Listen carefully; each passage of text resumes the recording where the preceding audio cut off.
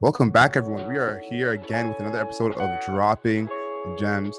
I'm really excited for this one. We got Kevin Kennedy in the building. And when I started putting this series together, you were actually one of the first people that came to my mind because I felt like you had so much knowledge and so much gems to get to the people. So thanks so much for being with us. No problem. Happy to be here.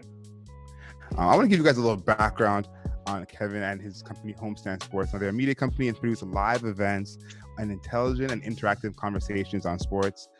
They were first launched with Pitch Talk, which is a baseball talk with a small crowd of about 30 people. They've now grown to do shows across North America and Canada, including Puck Talks, Hoop Talks, and I believe I'm getting more Footy Talks as well. Mm-hmm. So in this space, you guys are the leaders. Thank you so much for being with us. Yeah, it's great. Happy to be here. Take us back to the beginning, when you were in high school getting ready to go to university. What did you have in mind for what you thought your career would be, and how did your post-secondary education change the outlook of that? Yeah, well, definitely in high school, I thought I was going to be I wanted to be a journalist. I wrote for the high school newspaper, and I mean, but I didn't really have a structured idea of what I wanted to be. I ended up though, retroactively you look back, and when I was in high school, I was in a band and I used to throw parties and throw concerts. And essentially that was the beginning of my passion for throwing events and creating experiences, right? When you got to promote, when no one cares about your band and you got to promote a show, right? So we would host shows down on Queen Street. We were hustling all over the place, and that was in high school too. And I remember in high school, I had jobs at nightclubs doing busing and bar backing and all that stuff. And so that was my first sort of eye opener to like the world of entertainment, world of nightlife, the world of like concerts. And so I really found a passion for that, right? And you've attended a few events, so you know that we like to do events in concert venues. It's sort of like where I started, because I sort of moved on to before the pandemic, we were doing sports events in concert halls essentially, right? And it was the same format as a concert, except there's no band or musician, there's people talking sports, right? Yeah, sorry, go ahead. But one more thing, it feels like you're a veteran kind of in that live event space, because exactly what it takes to kind of make everyone feel the vibe in that building. But go ahead with what you were saying. Yeah, no, in university, I went to Montreal. I went to Concordia, and there, I didn't really, the first few years, as you know, you're just trying to like find your feet, right? You don't really know what you're doing. I was in Montreal, so I was having a lot of fun, obviously. Mm-hmm. And but around the third year, I realized I got to start sort of focusing. So I joined the Link, the student newspaper there, and I started writing sports for them. And I covered the hockey team, I covered the basketball team there, and I kept on. I didn't throw a lot of events there, but I definitely found the passion for media there. And I really wanted to see if I could do the journalism thing there while writing about the sports for the student newspaper. And then after that, so that's where I ended up in university. Now, that doesn't feel like a deep connection to like what I'm doing now. At the time, I did think I could be a journalist. And when I graduated, I went to Taiwan for a few years to teach English, and then I got back and I did a few internships. And it was actually at that point where I realized I didn't want to be a journalist anymore. I couldn't be one. I felt like I didn't really have the writing skills to cover it, and I also didn't really have I wasn't objective enough. I remember I was an intern at the Hockey News, and I would be able to go to games, and I remember I was interviewing or at a microphone in front of Matt Sundin from the Leafs. Mm-hmm. And I was like, you're expected to be critical. You're expected to, and I was like, I just love this guy. I was like, right? I was like, fine. I just didn't want to ask him any hard questions. And I realized that like, that's the gig, right? You got to ask questions if you're a journalist, you got to be critical, right? And I just couldn't do it. So I knew that I wanted to be involved in sports, but I figured out that my place in the sports world probably wasn't going to be in journalism. It was going to be more on the entertainment side of things, which is where I'm at now, where it's like that blend. It is journalism, but I'm the part of the equation that puts them on stage and gives them a microphone. The part that I really want to ask you about is those unheard, untold stories. When I talk to a lot of people who've had a long time in sports or in kind of the media of sports, I feel like there's so many untold stories there that this maybe never get told. In music, those untold stories are kind of the crux of that industry, and everyone is rushing to tell those stories. But in sports, those stories were left behind. Do you remember any of those stories that kind of inspired you to think, let's bring these to the forefront? Yeah, well, that was the inspiration behind like the first shows we did, was because I was able to get a credential to cover the Leafs, and I was down for the morning skate. And before the media was allowed to go in the dressing room, they would be sort of standing around in front of the room, just kind of huddling, hanging out. And I would be standing around guys like Elliot Friedman, Pierre LeBrun, Chris Johnston, and I would overhear them talking, right? Bob McKenzie. And I'd overhear them talking, and I would hear the craziest things, right? I would hear like stuff that I never would hear on TV, right? You would hear the real stories. Mm. That was like, and I said, wow, these stories are here. They're not being told. Why? I know why they're not, right? These journalists have to, protect their relationships. There's also on TV, the medium, it's so short. They have to talk in very short sound bites. There's not the time to tell a long story, right? So I thought to myself, how do we create a platform, right, that can have a place for those stories to be told, right? And I remember at an early puck talks, Pierre LeBrun, he told a long story about being in the garage of the GM of the LA Kings, having beers, drawing stuff on a whiteboard about his drafts and his lineup and stuff. And yeah, it was like a 20-minute story, which would never be able to be told on TV, right? So I realized like that was the point of it. That's the point of these shows, is to give that space, right? And that stage to just tell a long story, because you want the truth. We all want the truth, but the reality is that like the truth is complex, right? It requires trust, right? If you want somebody to tell you the truth, you have to trust them and all of it. So how do we do that in public? Well, we did that with our shows, right? And that's what I was after. I think you hit that like nail on the head. I remember the first show that I went to, and the thing that I like left with was, it changed how I thought about the team. I remember, I think it was either 15 or 16 a Raptors season, and I think you had Doug Smith there. I know Akil was there, and the reporters who were there were talking about how they felt about the team from the inside, talking to the players, meeting the players. And it changed what I thought about the team completely. I didn't have that context to think about certain players. I didn't know that this player felt this way about this other player. So, you're providing, again, like a third wall being removed for the guys to have those moments and tell those stories. The first event is what I want to know, because I obviously, it was a couple years, you were into it when I saw a first event, but take me to what that first event was like. What was creating it like, and what was the reception? Yeah, like a lot of ideas, they really, a few small things have to happen for the thing to happen, and if only one of them went wrong, right, the rest of history would be different. And in this case, I just had an idea. I said, what if I just take a concert format, which I knew well because I'd been promoting and putting together concerts for many years. So if I took the format, right, where I book talent, but instead of booking a band, I'll book speakers. I'll get a host, right? So I had the template. So I reached out. My brother at the time was a beat writer for the Blue Jays with the Toronto Star. So that was helpful because he had the email address of Shai Davidi from Sportsnet. So I just cold emailed him. I said, here's my idea. It's going to happen on this date at this venue, and I offered him an honorarium, right? And he said yes. I mean, if he said no, like maybe the first show doesn't happen, right? So he says yes. He had a book out with John Lott, so I booked them both. The first show, it's funny how the format has changed since then, but the first show began with a comedian. The stand-up comedy act was the first act.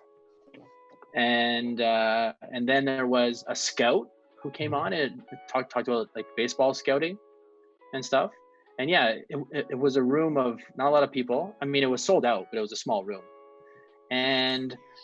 But it sold out quickly. And once that one sold out, I had emailed, even before the first one happened, I emailed Dan Schulman, who was obviously a pretty famous guy. Mm-hmm. And at the time he was doing Sunday Night Baseball. And again, I got his email address because I asked Shai Davidi for his email address, and he gave it to me. And I emailed him too. I emailed his Gmail account or whatever, right? And I said, Kevin, here's my idea. And he said yes. If they don't say yes, and then one show became 2, and 2 became 3, and 3 became 4. It's not like I was like, okay, here's my plan. I'm going to do 100 shows. I'm going to do this for 10 years. I wasn't. I was working at the time. I owned a bar at the time. I was working. I wasn't in the business. I just sort of, one show literally became 2 shows. And then I just did another show and another show. And now 6 years later, and we've been doing shows since then. I think it speaks to the concept that you have, so down pat, that is almost flawless in a way that, those guys signed on so quickly, and they were kind of, so down to it right away. You said again, if they didn't do it, there might not have been a first one, or who knows what the first one or second one would have been like. And I think that the thing that I've seen consistently from the shows is that, the talent, the reporters, the journalists, the writers, they are 100% enjoying being there. They're enjoying the conversation, whether it's questions from the audience or talking to each other. I feel like you've built that environment when they enjoy it. Talk about, I guess, those people who've been on the panel, who've hosted shows, been part of multiple shows, their feedback, how they talked about the events. Well, so I would say that what's most important for anybody that wants to get into this business is like the venue. The venue will dictate the vibe. Will dictate everything about how your speakers feel, right? So I'm sure where you're at, there's lots of events, panel discussions everywhere, right? There's panel discussions every fucking week nowadays, right? Like it's just crazy, right? So, but they would be in a conference room that's really bright, or they would be in some other, and then the show becomes really stiff and sterile because you're in a sterile environment. I put them in like a place like the Rivoli, right? Dark, kind of, the floor is kind of sticky, right? Feels like, there's been a lot of concerts there. You can feel it there, right?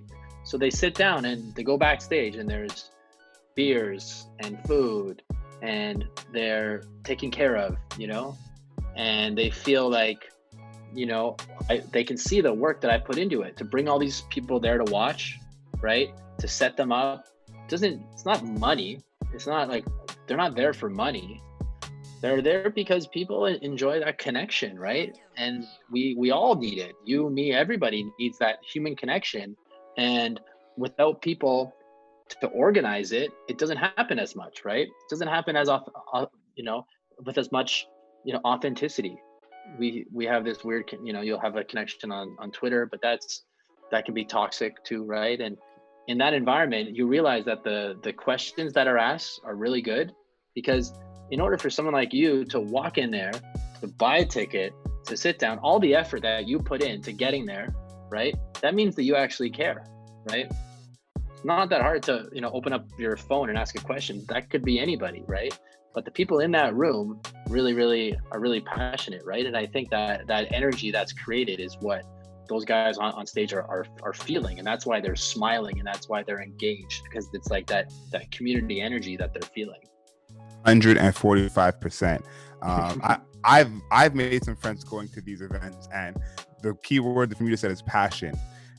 Obviously from the journalists and the talent, they're passionate, but from the fans, the audience. I remember some people that I've met.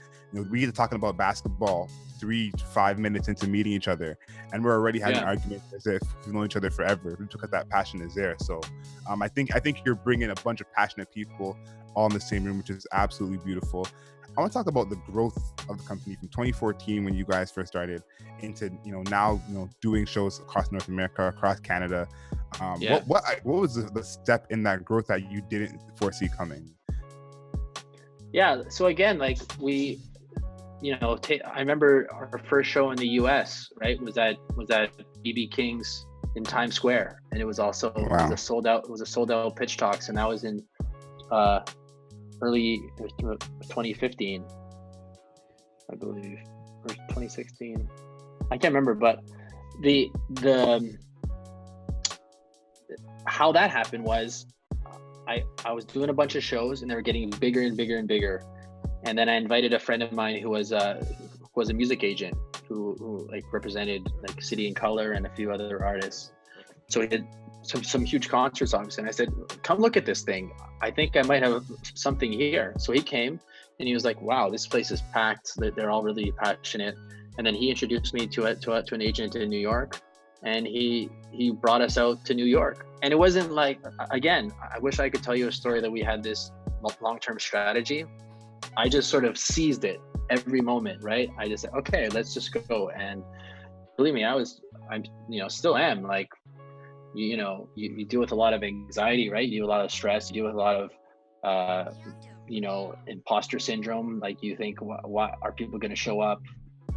When it's your own idea, you really have you really have to fight off the doubts, right? So even if the show that I did was sold out, when that show's over, it doesn't last that long, or you feel like, you guys gotta do it again, right? Mm-hmm. So, and then I just kept pitching. I just kept sort of, I wish it was like, in hindsight, I probably would have done fewer US shows and have had more of a strategy around it, but I didn't really know that at the time, right? Because the US shows were really expensive to produce, right? I had to fly there, I had to go out there, but I had to go, and I really had to go and experiment and see what was out there. And yeah, you'd be surprised, but it took a lot of trust. It took a lot of money, and to see if people out there really wanted to see what I was doing and wanted to come. People in St. Louis really cared about baseball, right? Or people in DC, and yeah, so I put together shows. I went on the road, and now we're here, so in the past year, my focus has been mainly on doing Canadian shows. That's been my, trying to make sure that our community here is well served. But that's the story of growth.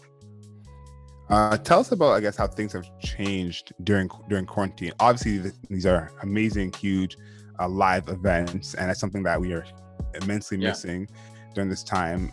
Just talk about how you guys are doing things differently since everyone's been home. Yeah, I know. Our business, in March, it totally evaporated. We had a show with the Starters guys, No Dunks Inc. A sold out show at the end of March. That didn't happen. We had a show lined up with Danny Green, and it was going to be with Danny Green and OG Anunoby. We had a comedy show with Rondé. He was going to do a comedy show with us. We had a lot of things lined up, and then it all just went away. It was going to be a big year for us. So it was the first few weeks were really stressful for our company. Another project that we had going was a lot of events with Toronto FC. So those all got canceled as well, but we were able to keep, so I really had to simplify things because I didn't really, none of us knew how it was going to go. So I decided to focus on footy talks for the time being. I had a really good show. I've got a really good group of talent there, the TSN broadcast crew. So what we did was, without the shows, we decided to launch a weekly show using Zoom and putting it online. And that show We were quickly able to partner with TFC on the show.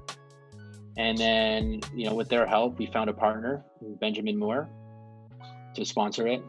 And then, they're the first team to come back in Toronto. So they played a tournament last month. And so, yeah, we pivoted to an online show for that, obviously with more frequency than usual. Like I wouldn't have done a weekly show live, but when it's online, it's okay. And we've built a big audience. And yeah, like, that's the new world right now for us, right? We produce digital content. We've run some trivia events. We've done, I think 15 weeks of these shows, and we've had some big guests. We've had Michael Bradley. We've had, Jovinko. We've had coaches from other clubs. And yeah, so on that side of things, there's a lot of growth happening. But it's, because now, we've had to become quite a small and nimble company. We're starting to thinking about how we're going to start the other shows. But I got to be honest, like I'm not as passionate about online content as I am about real life experiences, right? So as much as this is fun, it's not something that I sort of am that excited about every day. Like I am, the energy, I want to get back together with people.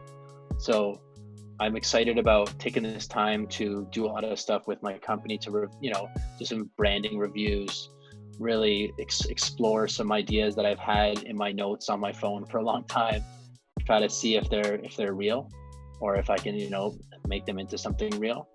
So I think now's the time to just, to slow down a little bit, honestly, and try to work on some long-term projects that have been kind of in your notes for a long time that you haven't worked on. Yeah, I really feel what you're saying about it not being the same vibe doing things online as in person. And for my show, we just did our first live show, I think February 6th, so about a month before everything started. We had planned to do a live show every month, and trying to find a way to recreate that is impossible. There's absolutely no way. So I totally understand. But I think that someone like you is important in a time like this because you are one of the innovative, forward thinkers in this kind of sports media live show business.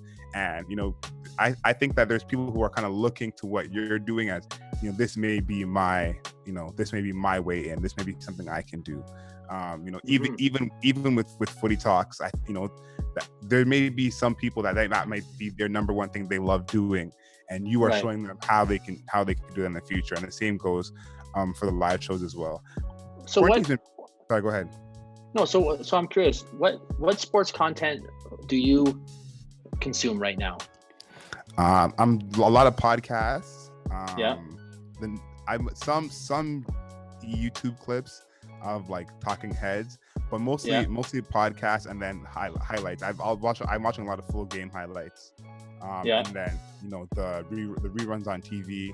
They had a lot, like the NHL and NBA classics that have been on. If they have a game that I like, I'll watch that. But mostly podcasts. And from what network? Like, are you listening from the U.S. networks, or are you? Athletic, some ESPN, and then TSN and Sportsnet. Yeah. Okay. Yeah. That's that. I do think it's the change, I guess, in this idea of us not having sports, as well as we can't physically be there for sports. That's just changing the way we're reporting everything. I've been watching closely as the NBA has come back and as the NHL has come back. How we're reporting it, if it changes. The product that we're getting. And for NBA and NHL, those broadcasts have been almost the same as they've always been, which is pretty incredible to see that they've done stuff enough that we can recreate that. But I'm so interested to see what kind of a year from now looks like in sports, with a lot of leagues saying they may not have fans even next year in their games. And how does that affect the reporting of it? How does that affect the way we cover things? I wanted to talk about the actual quarantine time we've had. It's been a very different time than anyone's ever had to deal with before, but it means a lot of new things. Personally, I've been playing tennis. I I came back to playing tennis, which I haven't played in over a decade, and I had to thank quarantine for that. You know, had I been going to school and going out to work, there's no way I would have taken an afternoon off to play tennis. What's been your favorite part about quarantine? Well, yeah. So I got it's been hard. The first like up until a month ago, I've got two young kids that are 4 and 1. So Wow. From March, my partner and I were running, trying to work and trying to take care of the kids at the same time. So honestly, it was like super stressful. It was like, yeah, there were some nights where I was like, I just wanted to throw in the towel, honestly, because I couldn't, trying to figure out the subsidies from the government. First of all, canceling all our shows, right? I had to lay off some people from work, and the uncertainty of where's the money going to come from? Even now, right? Even now, yeah. Even now, I don't know. Like, I don't know if what I'm doing now is long-term viable, because I certainly have we've all received an intervention in our lives, right? And we've been disrupted. But yeah, until for March, April, May, and June, so 3.5 months, I was doing, we had the kids at home, and I was getting in 3 hours of work a day, and that work, I was stressed, I was tired, after entertaining the kids in the morning. So it wasn't easy, and it definitely feels like it had a permanent impact. And that's also the reason why, like, I could only focus on Footy Talks, because that was the only amount of energy that I had, or time. I couldn't run my 5 brands, right? I couldn't run a Puck Talks and a Hoop Talks and anything like. And I had to I taught myself the Adobe Suite. I taught myself Premiere and Audition. What else am I using? And After Effects, because all of a sudden I had to do everything, right? So we really, like, we narrowed our business, but then I had to learn how to do all the stuff that I had other people do for me in the past, or do for the business in the past. And yeah, it was a stressful time. It's also, it's hard to do business now, because even doing business with the big companies is harder, because everybody's like working from home. So their availability. Also, I noticed, like, people are stressed. So, like, I'm in the business of trying to do, if I want to find a sponsor or something like that, you gotta, like, you're in sales, right? You're kind of, and I'm finding that a lot of people like me, they can be irritable because they're living in a weird time. They're not seeing their friends, right? If they have kids, they have the kids at home. I just talked to a friend of mine in the business, like, today too. Him and his wife and his kids are at the cottage, and he's not there because that's the only way he can work, is if he's home alone, and he needs to focus on it. So a lot of disruption, right? So last month has been better. I was able to go mountain biking a little bit, and I even played golf. Oh, that's what's up. I'm not a golfer, but I enjoyed being out there, and I like working, man. Like, I like working. So what's been hard now is trying to figure out which way to point my business. I don't know the answer to that yet. I don't know if the answer is I need to keep doing digital content, or I need to plan for live events to come back. I don't really feel like that's a good idea. I don't feel like I want to be bringing people into a space at this point. I don't want to be part of that. I think, so this is a time for reinvention, I would say. Reinvention is exactly the word. That's crazy you said that, because that's the word me and my dad have been using day after day the past week. But this question wasn't planned, but I want to ask you, do you feel somehow more prepared for the future? Especially like what you were saying, this is a time where you don't know where the money's coming from. You don't even know what it's necessarily will make the money to even know where money's coming from. Do you feel kind of more prepared for the future, having gone through the last 3 or 4 months that have been, so unprecedented? Yeah, I think, like, entrepreneurs like me, we want to do this work because this is the only way that we can really get the most out of our lives, right? If we work for ourselves. And because even now, every day I look forward to work because I have that connection to what I do, right? So that feels good because I feel like I'm getting like closer to what I want to do and like what's important to me, right? So and now I have the space to like alter my life into making sure I'm focused on just the things that I care about, because before I was so busy, you don't have time to think, right? So I do feel like I'm in a better spot to make those decisions. But yeah, I'm definitely having some existential questions. Like, it's the summertime, so it's a bit weird. But yeah, like I'm definitely not as overall excited about sports in general, because a big like part of it for me is, seeing, like, I'm on the side of the fans, and now that we're not allowed in, it's like it's less exciting. It's just the thing that we watch. It's like a TV show.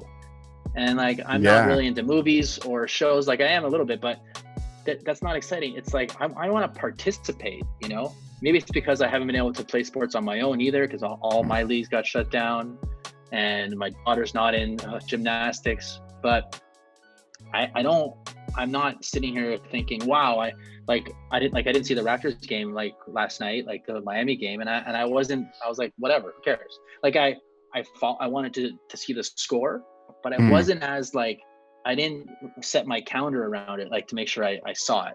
I'll watch the highlights afterwards. It's like, it's become much more of a casual thing. So, and I wonder if that's going to last. I don't know. Like, who knows if it'll come back for me or not. But no, that's a great point, especially because I've been thinking about this a lot with the Raptors, especially because they've been playing well over the past couple of weeks or whatever, and everyone's been making jokes about, they're going back to the finals, they're gonna repeat. And I'm thinking to myself, do I even want them to repeat if I can't run in the street? And is that even right? And exactly what you're saying, we've now become a little bit removed even from sports, which is something that is such a community thing. And again, I'm with you. I'm not sure if that will change, and I'm not sure how the future will be when it comes to these things, because I just can't imagine a whole nother season in hockey, baseball, basketball with fans not being there and us still following for the year. It seems but maybe, I don't know, sometimes I think that maybe that's okay. Like maybe our obsession, my obsession, or maybe I put too much focus on it, right? It's maybe, I don't know, we'll see, right?